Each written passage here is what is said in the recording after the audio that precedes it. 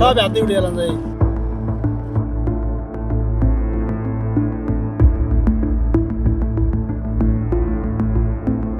৭৮ লাখ টাকা ব্যয়ে নির্মিত একটি সড়কে হাত দিলেই উঠে আসছে পিচ ঢালাই। সড়কের সংস্কার কাজ বাস্তবায়ন করছে স্থানীয় সরকার প্রকৌশল অধিদপ্তর।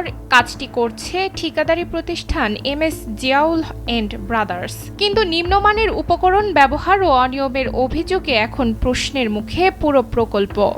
মনে করে হাত দিয়ে খোসা দিলে উঠতে যায়, গাড়ির ইল লাগে উঠতে যায়, চাক্কার লাগে ব্রেক দিলে গাড়ি এখানে থুইলে এই স্ট্যান্ডে বাজে বেশ উঠতে যায়। পটুয়াখালীর রাঙ্গাবলী উপজেলার বাহিরজোর বাজার থেকে নেতাবাজার নাদু পেদাবাড়ি পর্যন্ত প্রায় ৩.51 কিলোমিটার প্রকল্পের এখন বেহাল দশা। নথি অনুযায়ী সড়কে নির্ধারিত পুরুত্বে কার্পেটিং ও সিলকোট দেওয়ার কথা থাকলেও বাস্তবে তা মানা হয়নি বলে অভিযোগ স্থানীয়দের। কোথাও 25 মিলিমিটারের বদলে পাওয়া গেছে 20 থেকে 22 মিলিমিটার, আবার সিলকোটও নির্ধারিত মানের চেয়ে কম।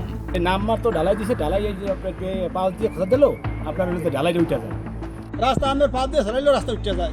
তা বড় বাড়ি একটা যে কোনো একটা গাড়ি যদি হয় রাস্তা আমি 2 দিন টিকবে না। পরিমাণ মতো ট্যাগ কোট ও বিটুমিন ব্যবহার না করায় সড়কের ওপরের স্তর শক্তভাবে বসেনি, ফলে সামান্য খোঁচাতেই উঠে আসছে কার্পেটিং। এছাড়া পাথরের খোয়ার মান নিয়েও প্রশ্ন উঠেছে, যার কারণে সড়কের অনেক জায়গা এবড়োথেবড়ো হয়ে রয়েছে।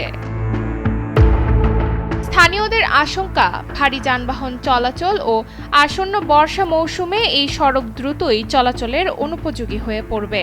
এখনও সড়কের পাশের এজিং ও সাইড ড্রেসিং এর কাজও পুরোপুরি শেষ হয়নি। এ বিষয়ে কথা বলতে গেলে সংশ্লিষ্ট প্রকৌশলীদের অফিসে পাওয়া যায়নি। সাইড চলে ওখানে কার্পেটিং ঢালাই চলে, সাইডে গেছে, তাই আরেকখানে যে চলে গেছে না আছে এটা আমি আসলে আদর জানি। তবে ঠিকাদারি প্রতিষ্ঠানের পক্ষ থেকে দাবি করা হয়েছে, রোলারের চাপ ও পুরনো সড়কের সঙ্গে সমন্বয়ের কারণে কোথাও কোথাও পুরুত্বে তারতম্য হতে পারে।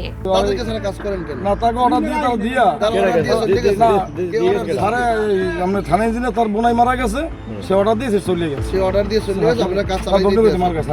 আর এই কাজ তো ইঞ্জিনিয়ার বলতে কে হাবিবুর রহমান, জি জি, মানে ভগ্নিপতি মারা গেছে তো এই জন্য গেছে না, তার অফিসে আর কোনো লোক নেই। স্থানীয়দের দাবি, দ্রুত তদন্ত করে অনিয়মের বিরুদ্ধে ব্যবস্থা নেওয়া হোক। পটুয়াখালী থেকে চিন্ময় কর্মকারের পাঠানো তথ্যচিত্রে ডেস্ক রিপোর্ট, নুসরাত তালবিয়া।